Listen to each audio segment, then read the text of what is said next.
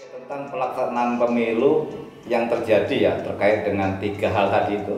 Yang pertama tentang politik uang, money politik, kemudian tentang ujaran kebencian dan hoax ya. Itu menurut saya terjadi begitu, tetap terjadi karena kita politisasi kita kan belum politik kita itu belum dewasa dan masih lebih mengandalkan pada isu-isu pertama uang, yang kedua isu sara. Yang paling barbar itu menurut saya adalah ketika Pilkada DKI dan Pilpres kemarin.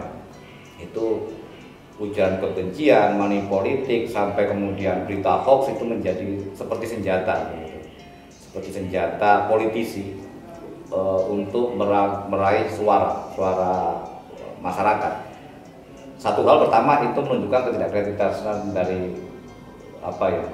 politisi. Itu jelas gitu. Karena ada cara lain sebenarnya yang bisa kita lakukan untuk menarik simpati masyarakat selain kemudian hanya sekedar memberikan berita hoax, kemudian ujaran kebencian plus money politik. Sebenarnya kan demokrasi itu bisa diukur dari sejauh mana politisi mampu menawarkan program-program yang mengena gitu. Dan ini kalau memang bisa dirumuskan, saya pikir tanpa itu pun ada harapan untuk menang. Saya kalau dalam Islam, bahkan di agama lain juga saya sama. Cuma di Islam itu ada sebuah konsep ar-rosi wal murtasi finnar. Baik yang nyogok ataupun yang disogok itu pasti neraka. Tempatnya neraka. Jadi kalau kita bicara politik uang, agama, bahkan agama apapun saya pikir tidak membenarkan itu. Cuma persoalannya adalah bukan hanya sekedar bagaimana hukum atau Islam memandang politik uang, tapi bagaimana mencegah itu. Fatwa sudah dikeluarkan, tapi ternyata memang masyarakat kita ya masih seperti itu ya. Jadi dan ini kaitannya dengan politisi juga. Ketika politisi mengkondisikan hal itu, maka kemudian menjadi masyarakat juga akan ikut gitu. Sebenarnya masyarakat yang politisi itu yang sebagai leader, dia harus mampu mendidik masyarakat untuk tidak toleran terhadap praktek-praktek money politik. Kalau dalam Islamnya sudah jelas itu sama saja, dua-duanya itu neraka. Coba persoalannya adalah apakah masyarakat, bagaimana mendidik masyarakat untuk tidak toleran terhadap itu. Nah, ini penting. Jadi tidak hanya sekedar fatwa, penegakan hukum itu penting. Kemudian dari partai-partai, seleksi dari para kader-kader akan maju mengikuti pemilu atau pilkada itu juga penting gitu. Sehingga kita bisa terhindar dari politik uang. Tidak hanya sekedar menghimbau, dari para ulama menghimbau tidak cukup. Bagaimana menciptakan pemikiran bersama di masyarakat agar tidak mentolerir tentang praktek politik uang? Menurut saya banyak cara ya. Jangka pendeknya itu kalau dalam konteks pemilu ke depan adalah penegakan hukum. Itu satu. Itu harus diterapkan. Karena ini dalam dunia politik itu kan liar segala cara, apalagi kemudian mazhabnya itu adalah pokoknya menang gitu.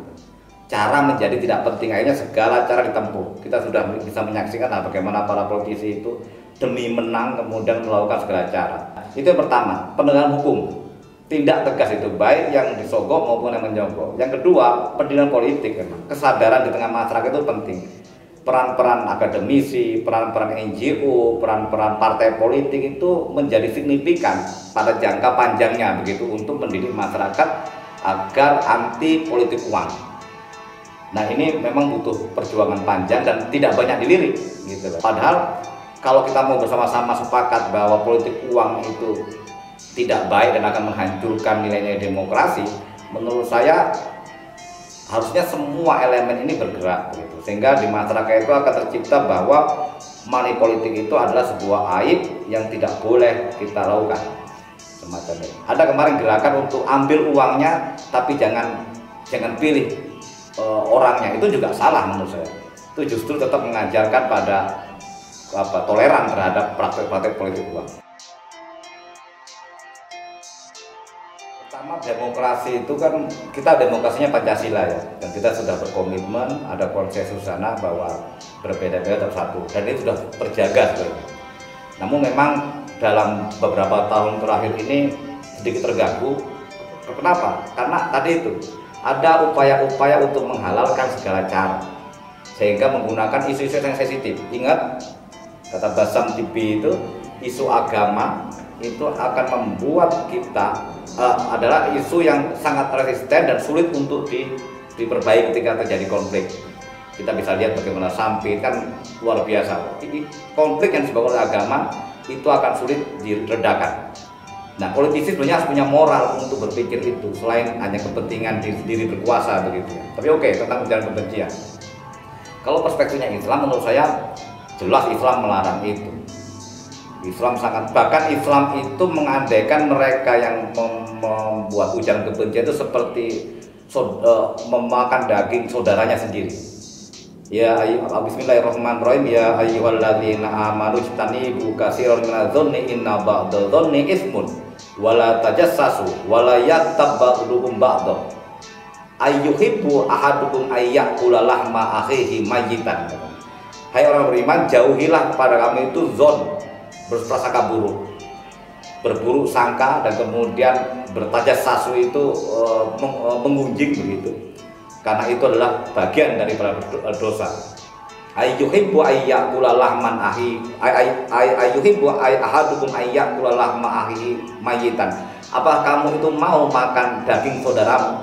Fakarihtumuhu, maka sungguhnya itu menjijikkan. Dan bertakwalah kepada Allah, sungguhnya Allah Maha memberi taubat. Jadi ujaran kebencian itu samakan dengan tadi itu, seperti kita memakan daging saudara kita sendiri, mayat saudara kita sendiri. Jadi itu dilarang betul dalam agama. Bahkan di hadis lain itu atadruna mal ghibah, apa kamu tahu ghibah? Kita terjemahkan saja, tidak ya Rasulullah, kata sahabat, hanya Allah dan Rasul yang tahu. Kata Rasul, ghibah adalah kamu menyebutkan aib saudaramu sementara saudaramu itu tidak menyukainya. Sahabat menjawab lagi, itu dalam hadis riwayat Muslim ya. Bagaimana kalau apa yang saya katakan itu benar? Kata sahabat itu, apa yang saya katakan kepada saudara itu benar apa adanya, seperti itu. Kata Rasul, jika pun benar apa yang kamu katakan, kamu sudah menggibah. Tapi jika tidak benar, kamu sudah memfitnah. Jadi mengatakan yang benar saja aib orang lain, apalagi di media sosial, itu sudah tidak dibolehkan.